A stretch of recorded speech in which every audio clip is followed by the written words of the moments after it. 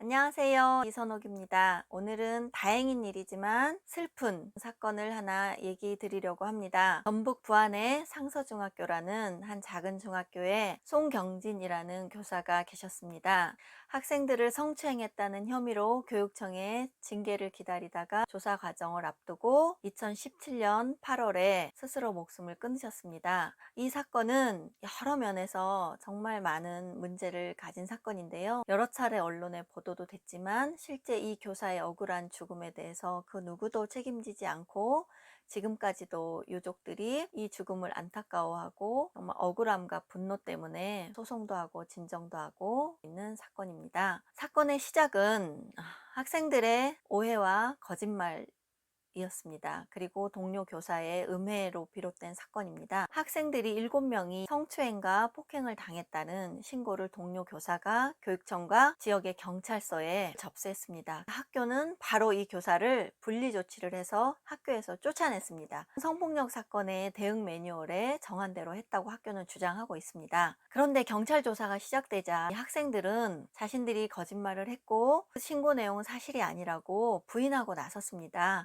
학생들은 교사에 대한 오해에서 비롯된 작은 짜증을 해결하고자 거짓으로 선생님이 허벅지를 만졌다, 성적으로 우리 신체를 만졌다 얘기를 했을 뿐인데 이렇게 사건이 커질 줄 몰랐고 선생님이 학교에서 쫓겨날 줄 몰랐다, 그건 거짓말이었다라고 학생들이 탄원서를 썼습니다. 그래서 경찰에서는 사실관계 조사를 한 끝에 무혐의 내사종결 처리를 했는데요. 이 사건이 거기에서 끝났어야 마땅한데 거기에서 끝나지 않고 다른 문제로 불거지기 시작했습니다. 여기서부터 진짜 문제가 시작됐는데요. 이 선생님은 학생들에게 성적인 접촉도 하지 않았고 학생들도 그것을 다 시인을 했습니다. 그리고 평소에 좀 안 좋은 관계에 있었던 동료 교사가 이 학생들을 시켜서 그렇게 써라 라고 했고, 학생들은 이 선생님에 대해서 작은 오해가 있어서 약간의 복수심 같은 걸로 그 선생님이 시키는 대로 썼는데 결국은 이런 결과로까지 가자 그 학생들과 졸업생들까지 나서서 선생님은 그런 분이 아니고 우리는 피해를 입지 않았다라고 번복을 하고 교육청에 진정을 했는데도 받아들여지지 않았습니다. 경찰에서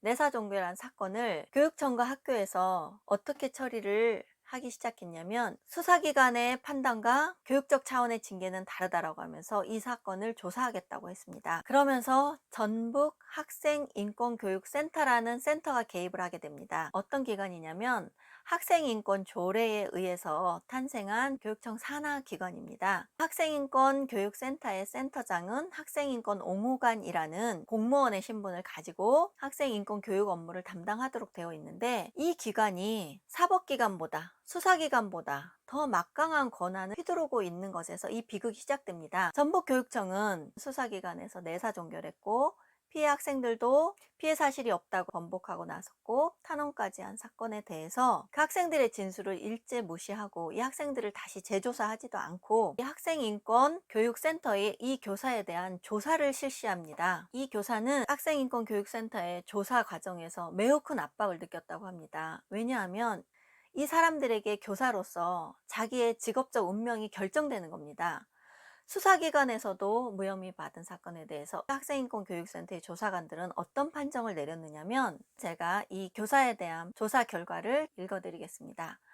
학생들이 성적 자존감이 낮아 성적 수치심을 느끼지 못하거나 지역사회가 진술을 강요했을 수도 있다. 여기서 진술이란 학생들이 번복한 진술을 말합니다. 그래서 탄원서를 썼다 해도 처음에 학생들이 성추행을 당했다고 했던 그 진술을 무시해서는 안 된다. 그것은 무효로 될 수 없고 바람직하지 않다. 이렇게 주장을 했습니다. 그러면서 최종 판결을 뭐라고 내렸느냐면요. 육체적 성희롱, 성적 자기결정권 침해, 인격권 침해, 행복추구권 침해, 폭력으로부터 자유로울 권리 침해 등의 인권 침해를 이 교사가 행했다. 그러므로 이 교사에게 신분상의 조치를 내리라고 교육청에 권고를 했습니다. 교육청은 이 권고를 받아서 징계 조치를 하겠다고 했습니다. 그 징계 조치를 앞두고 송경진 교사가 극심한 스트레스와 압박을 받아서 결국은 억울함을 호소하는 유서를 쓰고 스스로 목숨을 끊으셨습니다. 자, 이 사태에서 우리가 무엇을 봐야 됩니까?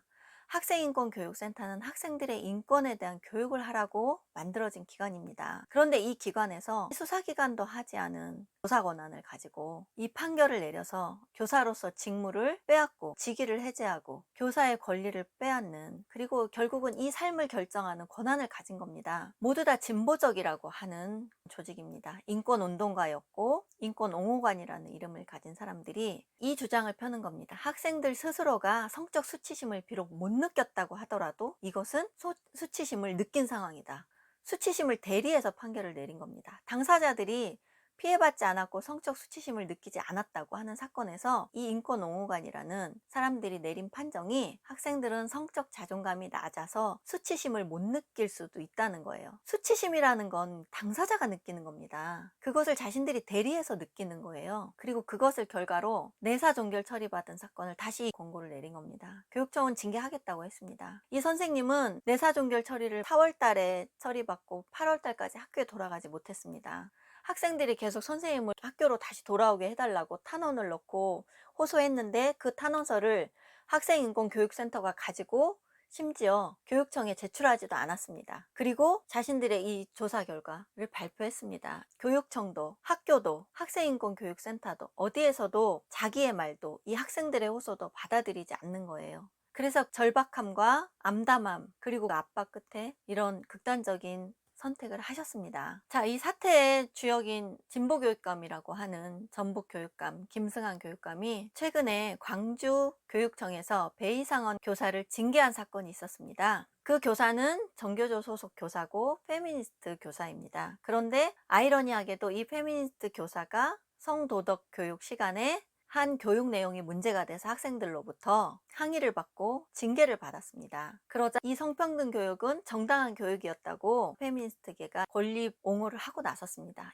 그 사건에서 이 진보교육감이라는 김승환 교육감이 뭐라고 얘기를 했냐면 해당 교사에 대해서 징계가 부당하다고 얘기를 하면서 교육과정 속에서 벌어진 일이라면 교사의 교권이 우선적으로 보호되어야 한다고 했습니다. 자기 관내에서 일어난 이 사건, 심지어 당사자 교사가 목숨까지 끊은 사건에 대해서 전북교육청은 지금까지도 어떤 책임도 지지 않고 있습니다.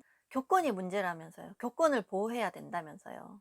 그 선생님도 야간 자율학습 시간에 일어난 일입니다. 학생이 수업 태도가 산만하고 다리를 떠니까 다리 떨면 복 달아난다고 무릎을 이렇게 쳤다고 합니다. 그 사건을 허벅지를 만진 성추행이라고 학생이 거짓 진술을 했어요. 번복을 했습니다. 그게 아니었다. 선생님 그런 분 아니었다. 이 진술은 아예 접수조차 하지 않았습니다. 학생인권교육센터라고 하는 인권 조직에서는 그 학생들의 진술은 원래 자존감이 낮아서 신뢰할 수 없다는 거예요. 당했다고 하는 진술만이 유효하고 당하지 않았다는 진술은 유효하지 않다는 겁니다. 인권옹호관이라고 하는 사람들이 할 수 있는 얘기일까요? 이 선생님이 억울하게 돌아가시고 나서 유족들이 인권위원회, 국민권익위원회, 청와대 게시판, 아고라 청원 게시판, 대통령과 국무총리실에 편지를 쓰고 온갖 탄원서를 넣고 호소를 하고 다녔습니다. 해당 교사에 대한 무고 혐의로 그리고 여러 가지 가해 혐의로 고소했지만 학교 교장과 교감과 교육청 관료와 인권센터 관계자들 10명은 모두 무혐의 처분을 받았습니다. 결국 아무도 책임지지 않고 한 교사는 목숨을 잃었습니다. 가족은 지금도 이 사건을 해결하고자 아직도 법에 호소하고 있습니다. 근대 인권의 개념은 개인에서 시작합니다. 개인의 권리. 어떤 명분에 의해서도 개인의 권리가 절대 침해당해서는 안 된다. 그것을 천부인권이라고 하잖아요. 그 개인이 인권이라는 이름 하에 목숨을 끊었습니다. 학생들의 인권이 중요하다는 이유로, 그리고 자신들의 정해놓은 매뉴얼과 기준이라는 이유로 교사와 학생들의 어떤 호소도 받아들여지지 않았습니다. 이 불행한 사건이 일어났을 때 당시에 청소년 인권운동 활동가라는 분이 어떤 얘기를 했냐면 이 사건으로 학생들의 스쿨미트가 위축될까봐 그것이 우려된다. 사람이 죽은 사건에서, 그리고 그 억울함으로 죽은 사건에서도 이분들이 걱정하고 있는 건 더 많은 스쿨미트와 더 많은 폭로가 자유롭게 어떤 두려움도 없이 이어져야 되는데 학생들이 이걸로 위축돼서 더 이상 폭로하지 못할까봐 걱정이라고 합니다. 한 목숨이 사라진 얼마나 엄중한 사안입니까? 누군가의 억울한 죽음도 무시하고 그 성범죄에 대한 폭로만이 계속되어야 할 만큼 이렇게 인권이란 개념이 왜곡되었고 그 진보적인 인권운동가라고 하는 사람들의 인권의식이 이 정도로 뒤틀려져 버렸습니다.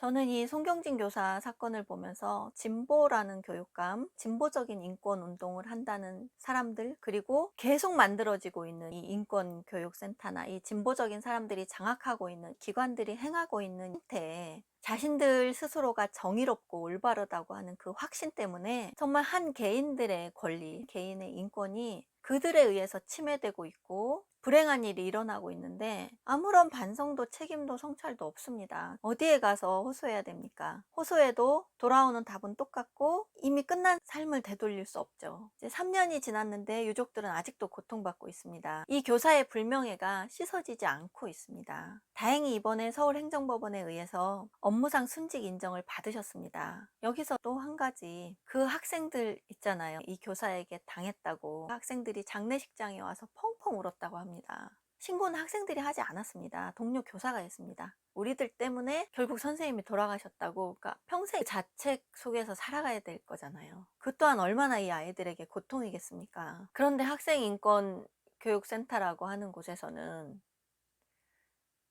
아직도 인권 침해가 분명히 있었다. 성적인 것이 아니라 할지라도 분명히 있었다. 이렇게 얘기하고 있다고 합니다. 유가족분이 하신 그 얘기가 있어요. 자기가 언제든 민주정부를 지지했고, 그런데 어떤 기관도, 진보적이라는 교육감도, 진보가 집권했다는 교육청도 인권운동을 한다는 정의롭다고 생각했던 사람들, 인권위원회, 어디도 이 꼬인 사태를 해결해 주지 않았습니다. 해결해 주지 않은 것뿐 아니라 그 사람들이 원인이 된 거죠. 사태를 이렇게 만든. 사람이 죽은 사건에서도 스쿨미투가 위축될까봐 걱정하는 인권운동이 이렇게 뒤틀린 모습으로 지금 진행되고 있습니다. 이제 제도 속으로 들어가서 수사기관보다 더 초법적인 권한을 휘두르고 있습니다. 이제 더 이상 제야나 시민운동의 인권운동이 아니에요. 막강한 권력을 가진 세력이 되었습니다. 전북 교육감님은 이제라도 다른 지역 교사의 교권이 아니라 본인 관할 교사의 이 불행한 죽음에 대해서 지금이라도 최대한 그 명예를 다시 회복시켜드리고 유가족들에게